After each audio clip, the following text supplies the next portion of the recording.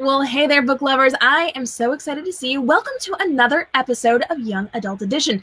I am so incredibly excited because today we're talking all about audiobooks. I'm k.m. Robinson, author of the Siren War Saga, and my co-host, Elle Beaumont, is on vacation today. So we are actually going to jump right in to our episode today, all about audiobooks. We have an incredible audiobook narrator hanging out with us, and I see that we've got people hanging out with us already down in the comments. So if you are live with us, we would love to hear from you. Jump into the comments below and let us know who you are and where is the best location to listen to an audiobook. Do you do it while you're driving, while you're doing the laundry? Where is it that you are listening to your audiobooks? And if you're on the replay, we want to hear from you too. Jump into those comments below. Let us know your love for audiobooks, and we will be in the comments at the end of the episode for the next couple of days. So if you're joining us, let us know you are here and what you do when you are listening to your audiobooks. Now, I'm incredibly excited because today we are welcoming on an audiobook narrator. Her name is Stacey, and she has done so many amazing books. I am incredibly excited. Let me pull her on and switch this over from just me. Maybe. There we go. Stacey, how are you today? I'm doing so well. Thanks, Katie, for having me. I'm so excited to see you. We actually chatted a few weeks ago. Fun fact, Stacey and I are actually cousins. And so if you can't tell by the way we look, we are thrilled to pieces because we're both in the publishing industry, which is really fun. So we had a great conversation all about what you do as an audiobook narrator. So I know you've worked with a lot of books. You've done an awful lot. You're actually in your recording studio, right? That's right. If you look around, I mean, this is sort of where the magic happens. Everybody does their recording in different spaces. Mine happens to be a small padded room. And we're actually going to take a look at that in a few minutes. I feel like there's a good joke there, right? Small padded room. Oh, I won't make it about myself, even if it might be true. There we go. Connie is here and excited to see us. We've got lots of people hanging out, so let us know in those comments below what you have for questions in terms of audiobooks. So, Stacey, tell me a little bit about your business. Well, believe it or not, I started off my career teaching middle school. And so I spent a lot of time in books and teaching kids how to learn about characters, dissect meaning from the plot. And I spent a lot of time reading to them. And I just liked it so much more than the teaching aspect. I made a switch. And plus, I've always had a little bit of a flair for the dramatic. So I knew in my heart that this was something I really wanted to do. So I got into audiobooks in 2013 and immediately started auditioning. And I started off in nonfiction and realized how quickly I really enjoy narrating fiction. And so imagine my surprise in seeing my cousin again, that she's writing YA books. And that's really, I think it's because I started in middle school pushing YA books on young teenagers, really reading a lot of different trilogies that were hot at the time, and encouraging kids to read more. That is really where my passion has ended up. So serendipitous or not, both of us have really gotten into the YA genre more than anything else.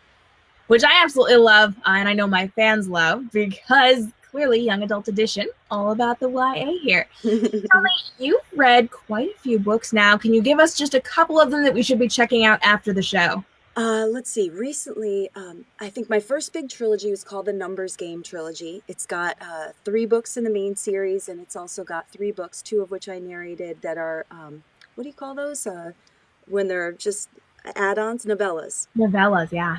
So that was a great series for us, and a lot of people picked that up and read it. I was really excited.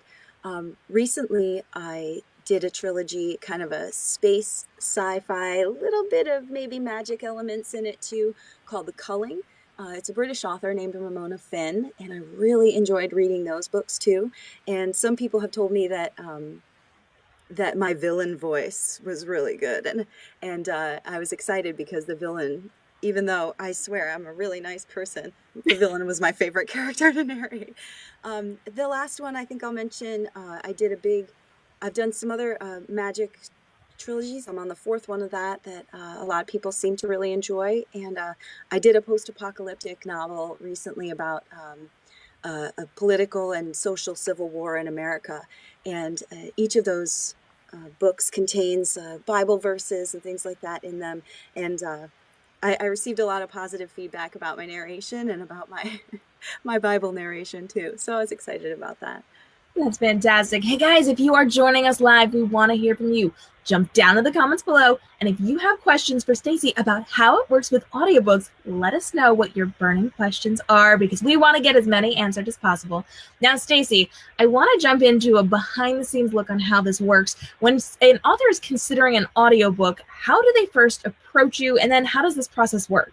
Okay, indie authors, you already have a lot on your plate because your book is your baby. You have seen it through from the beginning stages, through probably lots of rounds of editing, lots of proofreading, and you get it to the end, and I'm sure you really want, if you're not already overwhelmed with the actual publishing process, it may seem overwhelming to get into an audiobook, but it's totally doable. And your audio producer can really help you with that, especially if they have done a few books.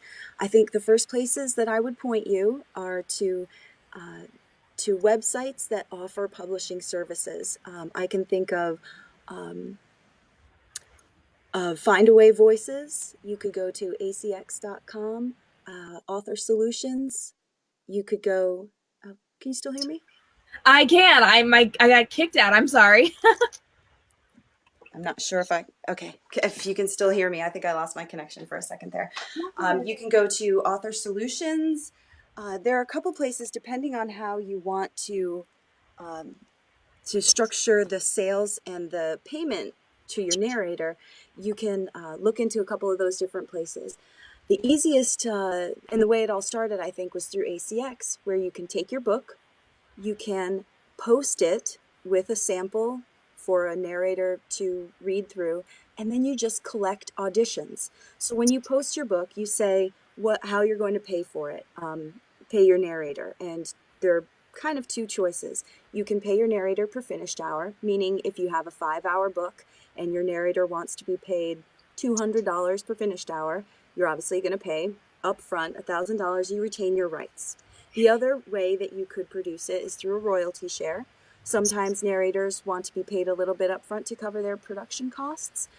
Sometimes narrators will take just a straight royalty share, meaning they produce the book at no cost to you, which sounds too good to be true, I know.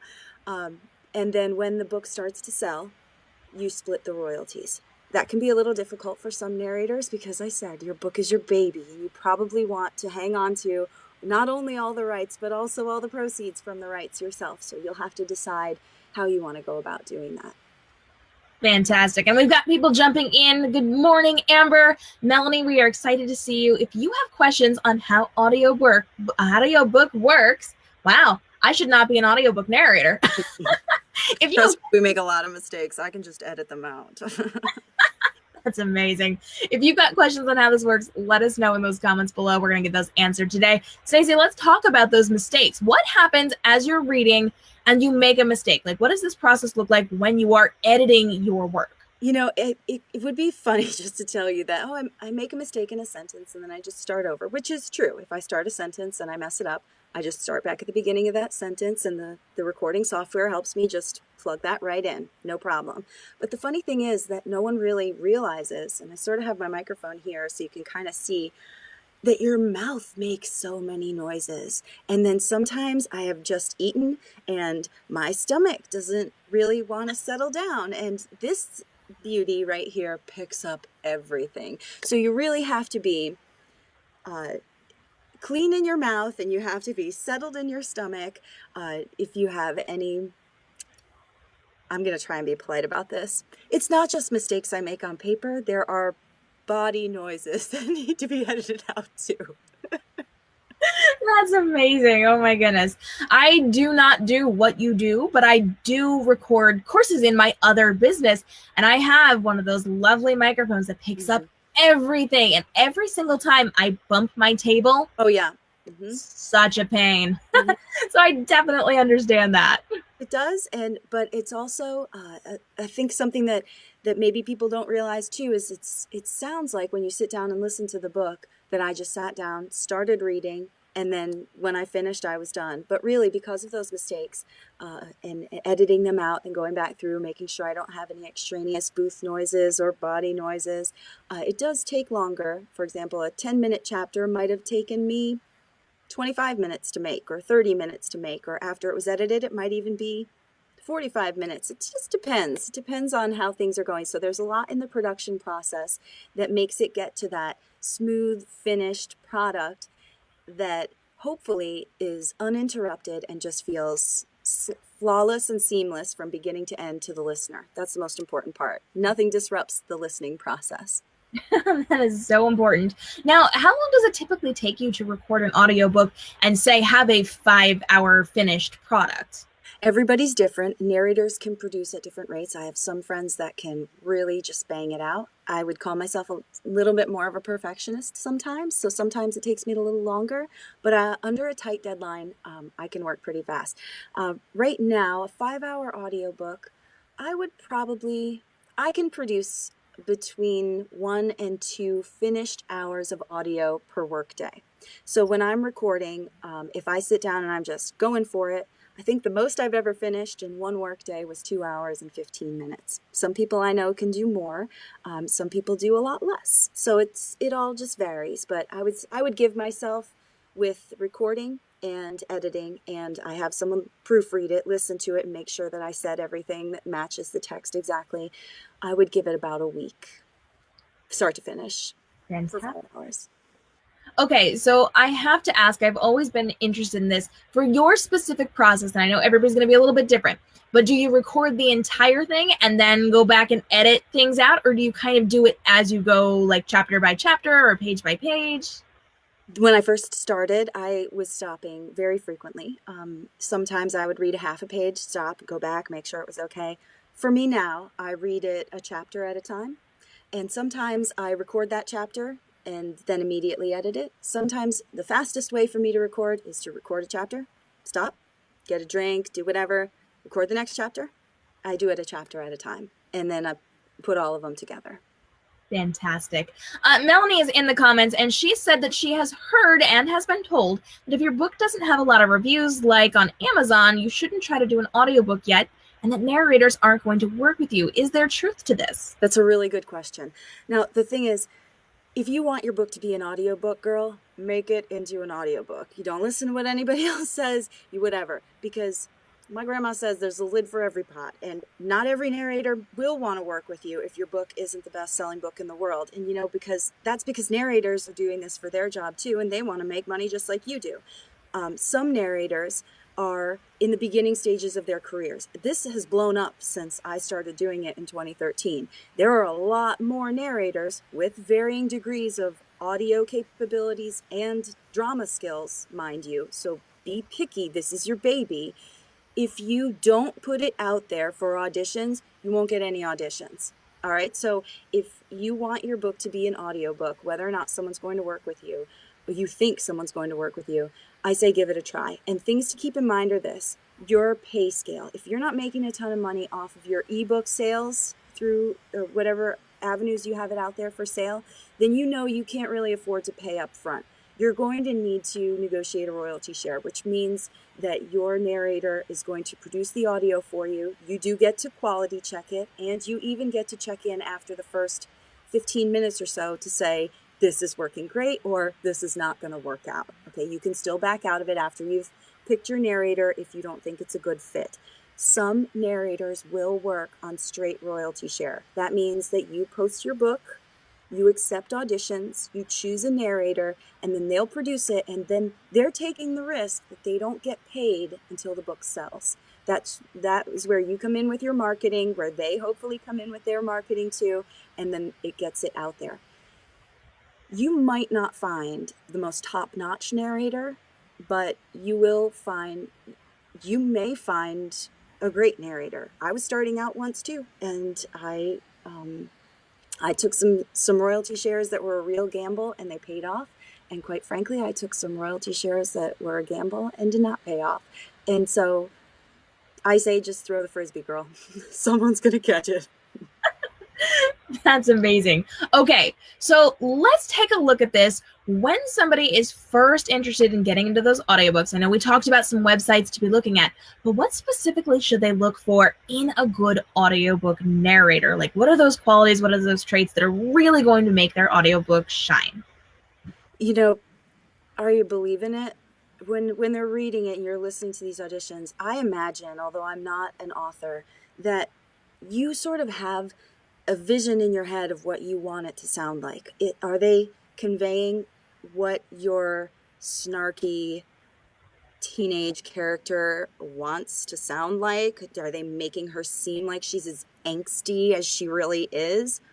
Or are they simply reading her emotions off of the page? Some people are very dramatic, but when they sit down in front of a text, they're just not bringing it to life. And I hate to say this because I don't think there's any hard and fast answer to this question. I just think when you play your auditions, some of them you're going to hear the angels singing, and some of them you're going to be like, next. And so I really just collect your auditions and see which narrator comes close to being able to bring your characters and your narration, your story, your plot to life. And if they're just not cutting it, you just wait. You can post your audition to, I'm thinking specifically of ACX because they're the only ones right now that offer the royalty share option. And that is acx.com. It's an Amazon subsidiary. They'll help you through the process entirely. It's really quite user-friendly. And when you collect those auditions, I think if you're looking for something in a narrator that you're not finding, you can wait. You can collect auditions until you do get what you want. So I would love to tell you this is what you should look for in a narrator, but I really think trust your instincts, and when you hear it, you'll know. Fantastic. Melanie is in the comments, and she is very grateful because you are making her feel so much better. This is doable, totally. Now, on average, how many jobs do you typically take? I know it takes a lot of time, but and I know that you're very booked up as well. So for you as a narrator, how many do you typically feel comfortable taking on, let's say, per month? I can do 3 to 4 per month personally. Like I said, some people can do more. I just know with the things that I like to do outside the booth, I don't like to feel overwhelmed. And sometimes I am overwhelmed, but even though I line up 3 or 4 books a month, a couple months in advance sometimes, I only do 1 book at a time. You know what? Maybe that's not true. Sometimes I act a little bit on the book that's coming up so that I can be a little ahead of the game, but I really only like to record 1 book at a time. Because the funny thing is, if there are times when you have to put on a British accent when you're reading a book, and then you switch back to the one that's in American and you have to make all your R's hard. Like I get confused. And then sometimes things come out, like when you go visit somewhere and they talk a different way and you slowly start to pick it up, it transfers back to the other one. I'm like, what was the voice I was doing for that character? I can't remember. So I try not to confuse myself. But I'll book a couple of books at a time, but just record 1 of them at a time. Fantastic. Amber is in the comments, and she would like to know, what's your favorite kind of character to read personally? I can't help it. There is something about the villains that when I put on my villain voice and I make sure they can feel how angry I am, I love that. I don't know why I love that. I also love kids' voices because kids' voices are so innocent and excited. I don't know why. There's kids and villains, I would say. Everybody else is just kind of lumped in the middle. That's amazing. I, as a writer, am a big fan of villains, and we have this conversation all the time. In fact, we had a full-out episode on villains here on Young Adult Edition. If you guys have not seen that, check that one out. Lots of fun. But villains are so much fun to read and to write, and I can't even imagine how cool it is to get to play those through your voice. When you're feeling the character and you really feel like what you're reading is happening like a movie in your mind, or it's happening inside of you when you're really synced with it, it takes me to another place. The place I'm not a villain. I try not to be. I feel like that's the coolest thing, though, because like you and I, we're super nice human beings, but it's Thank you. fun to do the whole villain thing, right? Yep. And sometimes it's scary how easily it comes out of me.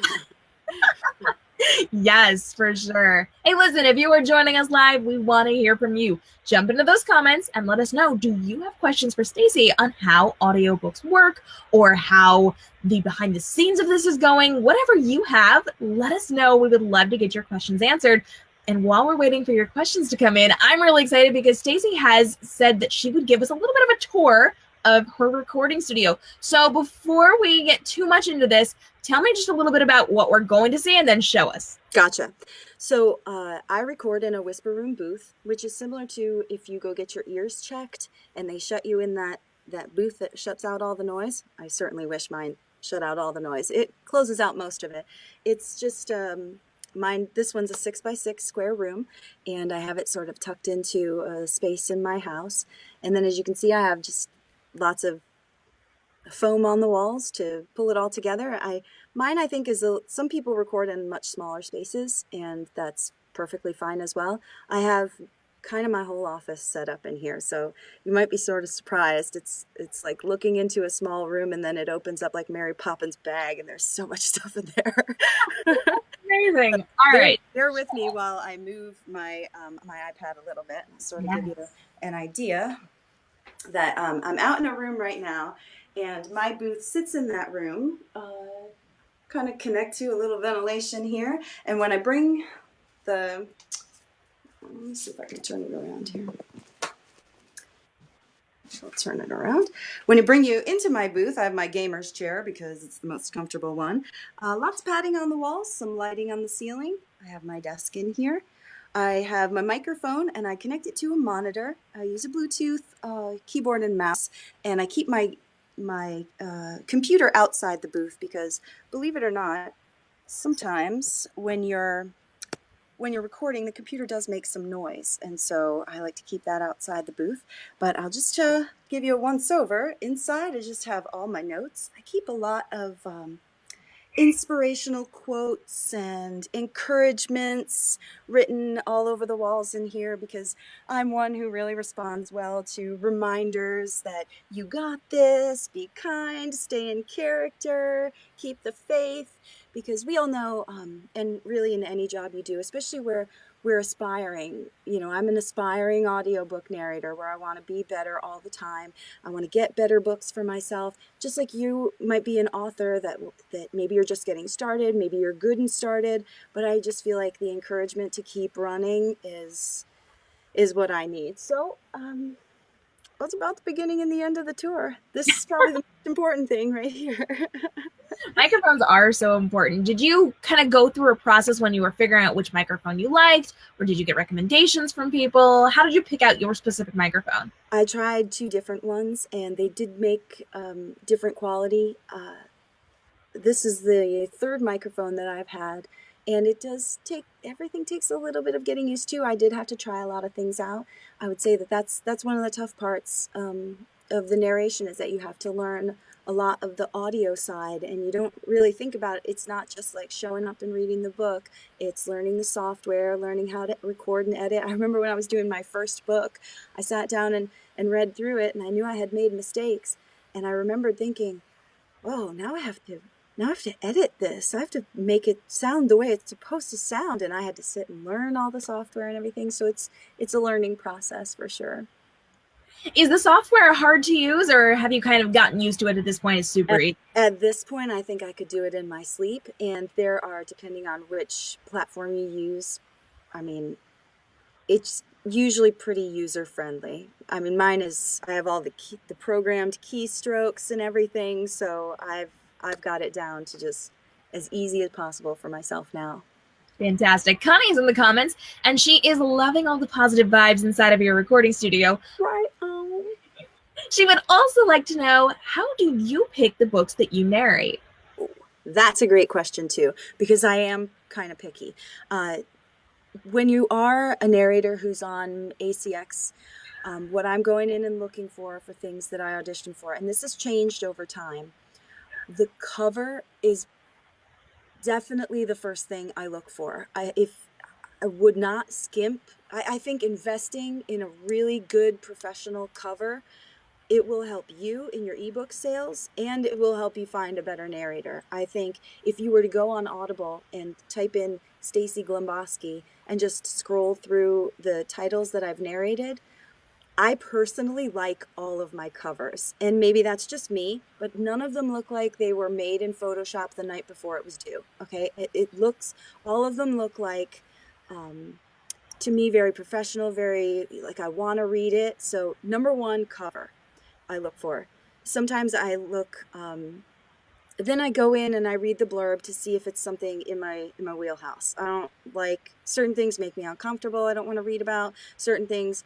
I'm doing my first horror book this fall, and that was a little bit of a stretch for me but I'm pretty excited about it. It depends on my genre, so I'll look at the genre.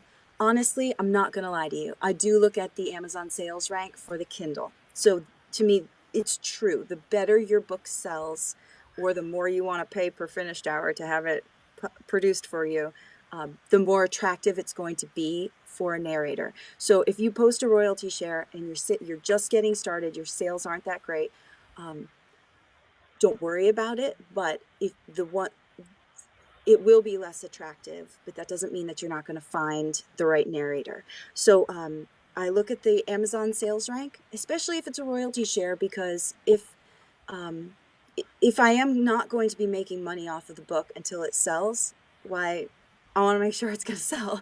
So otherwise, like I was telling you, if a 15-minute chapter takes me an hour, that means, a 2-hour book is going to take me a lot of time to make. And so sometimes I'm not sure if authors really see that a narrator's putting a lot of time in, and to not be paid for that, then it has to be, you have to make sure that it's something that you're willing to take on. Some narrators are willing to take this on. I did a lot of royalty shares when I first started, and I'm still happy with the way those books turned out. So I look at the cover. I'm sorry, I got a little sidetracked right there. I look at the cover. I look at the Amazon sales rank. I make sure that it's in a genre that I like to perform. I also make sure when you're posting your job, be sure to include if there is any excessive language, excessive intimate scenes. People like to know this before they get involved. Please make sure that your manuscript is as clean and error-free as possible, because they're going to be reading from that. And mention any accents that may spring up in the book, like you're going to need a Scottish accent, you're going to need a South African accent for this, so that you don't get people auditioning who are like, well, I'll watch a couple of YouTube videos and I'll wing it. Like this. Make sure that you're getting a narrator who knows that they've got those skills. Fantastic. It does. It absolutely does. Amber is definitely in agreement with you. She is a cover snob when it comes to books, and it's the single most important thing. I really think so. That and your good writing, following it up. Well, we really do judge a book by its cover, so that's definitely going to be what people see first and make their judgments on in a lot of cases. So, as great as your writing may be, get a good cover. Yeah. Just saying. All right. If you are joining us live, we want to hear from you. Let us know what questions you have about audiobooks. Jump into those comments below. And if you're joining our replay, we want to hear from you too, whether you're here on Facebook or over on YouTube or on our blogs. We want to hear from you. Let us know what you think about audiobooks. And if you have questions, we will be monitoring those in the coming days. So hit us up, and we might just be able to get Stacey to come back if you have an incredible question that we did not get answered on today's show. So if you're on our replay, let us hear from you down in those comments below. So Stacey, I know we've got some stuff going on today, and you've actually agreed to do a little something for us. I'm really excited about this. Good. You are going to be reading a selection from a book for us live on air. I'm exceptionally excited about this because it happens to be my book. We are going to be reading a selection from The Revolution of Jack Frost, which is a young adult retelling of the story of Jack Frost. It's kind of a twisted take on this legend that we know. We kind of see how he turned into this legend. There is going to be a dystopian setting in this book, and we discover that Jack and his girlfriend Genesis are in a bunker, and things are a little bit strange with the weather. So they get a certain number of days of winter and summer and spring and fall, but not like our seasons. There's literally just a couple of days in between these seasons, but things start to go a little bit wonky, and they realize something is not right. And when they discover technology they should not have access to, they discover that somebody has betrayed them. You have to figure out who it is. But oh no, the weather machine controlling their entire area has gone out of control, and only one person can save them, Jack Frost. So here we go. Stacey is going to go ahead and read this for us. Keep those comments coming, and we will get to your questions when we are all done. So Stacey, I'm going to turn this over to you. You can read as much as you would like from the Revolution of Jack Frost, and we will check back in with those questions momentarily. Right on. Give me 1 second. You want to tell me what happened out there today? He asks without turning around. Not particularly. I stride behind him. Sorry, my screen just went quiet. Yeah, it timed out on me. Not particularly. I stride behind him. I was out just a little longer than I should have been. Your boyfriend seemed pretty worried. He glances at me. Wouldn't you be if your girlfriend were out longer than she should have been? I reply. I mean, just look at what happened to Ness. Ness got lost. You don't get lost. I could have. You didn't. I know it. Jack knows it. And you certainly know it. So why did you do it? I sigh.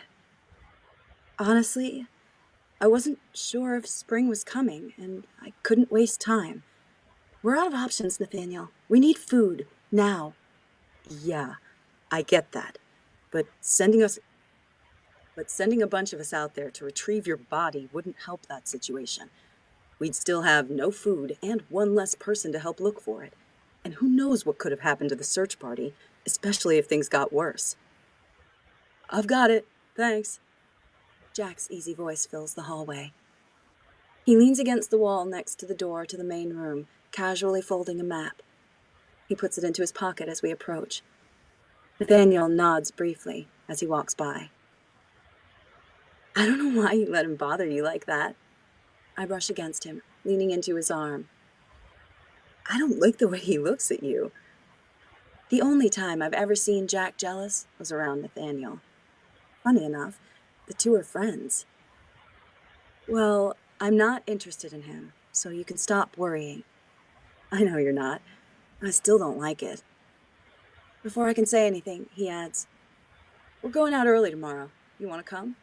Yeah, of course I do.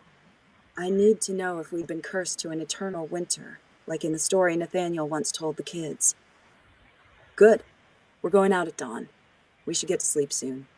If it's spring, we'll have a long day ahead of us. Even longer if it's winter, I mumble. We'll know soon. Fantastic. Oh, I love it. And you are getting a lot of love in those comments below. Wow, you're amazing.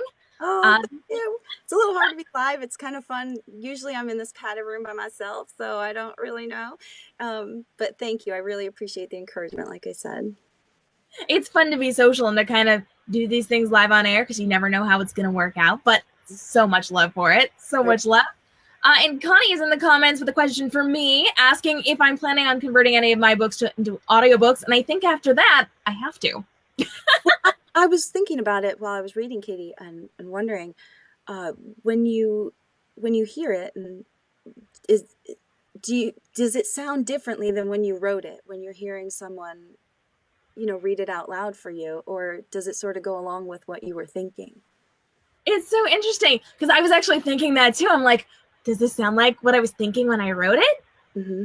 Yes and no. Mm-hmm. I feel like some of it, absolutely. Some of it is interesting, but I feel like it's really, really cool to hear it. I appreciate your honesty, and that's a good point to make, is that you can get a good audiobook narrator to read your book, but it's still not the right voice. The right voice is the right voice, and the differentiation in the characters and really bringing things to life, and you'll know it when you hear it.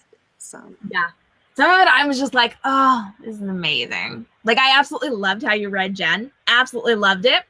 And I feel like if we were going to do something like this, we would just tweak Jack just a little bit, and we would be go. You have to communicate with your narrator like that too. And some people send me a lot of comments how they want their characters to be, and some people really just trust my judgment. And sometimes it works out. I always read the whole book before I narrate it. So, and I have only read some of Katie's book too. So by the time you get to the end of the book, I'll sometimes just write down character traits, just simply snobby or lazy and that you can make that come out in the character's voice a lot easier once you really know the character too. Amber is in the comments and she says that she giggled the whole time she was listening to her audiobook, which I feel like is another thing that I would do. I would just sit there and be like giggling over Jack and Jen when you got to some of the more kissing scenes. I do that when I'm reading my own writing too, but that's totally just a me thing. Amber would like to know, how did you learn to do these different accents, and are there any that you can't do? There are a lot that I can't do, and really the hardest thing is consistently. I would never take a book where I had to assume an accent for the whole book. It's a lot easier to do an accent in dialogue because you can just you don't have to have that consistency the whole time. My biggest fear is trying to do an accent and having a native person be like, nice fake. That doesn't even really sound like it. I wouldn't want that to happen, but just enough to get by. I would say I learned to do accents. I'm definitely not even the best that's out there at accents. Some people are really, really, really strong at certain ones, but I've just always been like, repeating movie lines and by imitation. That's sort of how I learned how to do it. I liked, you watch the Harry Potters and you walk around talking in your British accent for a week, or like, I don't know, just playing, acting, watching videos and by imitation is mostly how I've learned mine. I feel like if I were to jump into this world, I'm one of those people, like you were talking about earlier, that kind of picks up accents. So I feel like if I had to do an accent, I would sit there listening to YouTube videos right before I recorded, and then I would be fine. But if I didn't listen to that accent, I might have a little trouble. Yeah, and that works when you are working with brief dialogue. But when you have to do the narration in that accent too, it's really difficult to maintain the consistency. And there are some narrators who can do that really, really well. I'm not sure I'm one of them. Love that. Melanie would like to know, have you done a book with a dual point of view and worked with a male narrator as well with the book?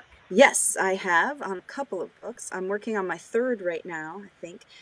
And all of them are recorded in separate studios. So the first one that I did was recorded in my studio. It alternated chapters, like the male chapter, the female chapter, and so I just read the female chapters. The second one that I did alternated within chapters. It would shift points of view, and the author did that on purpose. She split up the narration so that the male narrator's point of view parts were read by the male narrator, and then it would switch within chapter. The one I'm doing right now, the author just wants it's narrated by a male narrator, and the author just wants the female dialogue to be read in a female voice. So this is going to sound more radio drama because the only part of the book that I'm narrating is just what the female characters say. So yeah, you can do it, but I don't invite the guys over and record their sections in my studio. It's all produced separately and then put together. That's fantastic. Now, when something like that happens, if you're not narrating the entire thing or the narration and the girl part and they just do the guy part, when you're just solely doing the girl part, who edits that together? Is that you or is that them? I send clean edited well, it depends who the author contracts with through, let's say you do it on ACX. In both of the cases for my first two, in all the cases actually, the authors have contracted through the male narrator. So we just use Dropbox or Google Drive to share folders, and I just send them my finished audio, and then they upload it all in sequence. Fantastic. Oh, I love that. Hey guys, if you are joining us live, we are going to get wrapped up in the next few minutes, but if you have more questions, now is the time to hit us up. Jump into those comments. Let us know what you want to know before we go off air today. But if you're on a replay, we still want to hear from you. Jump into the comments. Let us know. We will be monitoring over the next couple of days and weeks. So sound off if you have really great questions. So Stacey, I want to switch gears just a little bit. I want to hear about your best experience as an audiobook narrator.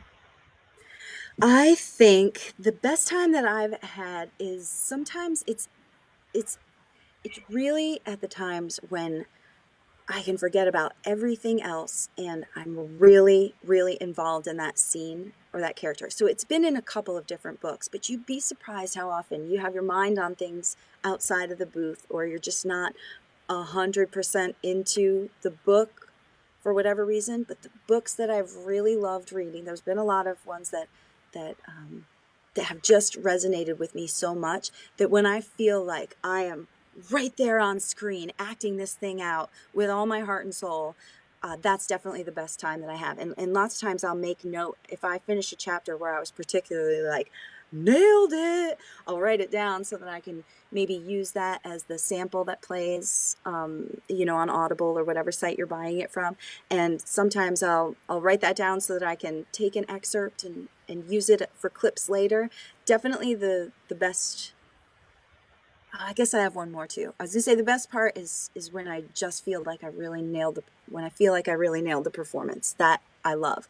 But I also, like I said, I am one for encouragement. So when I read a comment to me that is particularly heartfelt and encouraging, that really means a lot to me. And I'm sure if you're an author listening, you can relate. When someone really loved your book, there's just this great feeling. It just feels so good. And so when someone tells me, you know, I cried in chapter 9 because I was really feeling what was happening, or someone says, I got into the narration, she nailed the voices, and I was with her every step of the way. I sat in my driveway to finish listening without going into the house, you know, like I appreciate that. And I really appreciate the encouragement. That's knowing there's something about a pat on the back for you thinking you did a good job, and someone saying, yes, you did.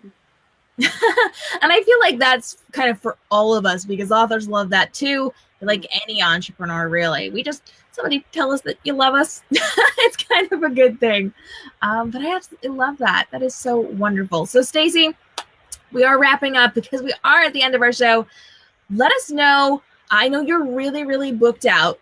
Tell people how they can reach out to you, and then we're going to get into where they can find you.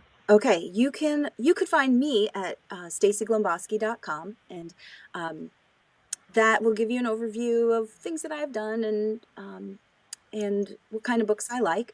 You can email me to explain my rates. I am booked out a little bit in advance, so if I'm not the voice that you're looking for, you can always search around on acx.com for the voice you are looking for and reach out to any narrator. We're all just people, reachable people, and so take a shot.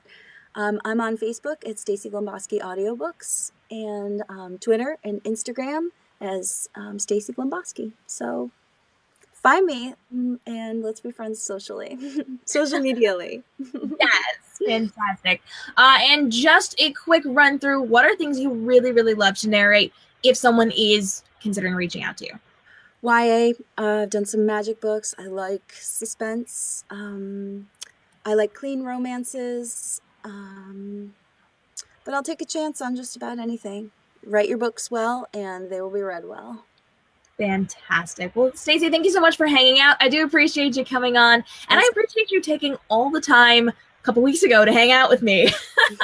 That was lots of fun to chat with you, but I do appreciate you being here. Any final thoughts of encouragement for people who are looking to get into audiobooks?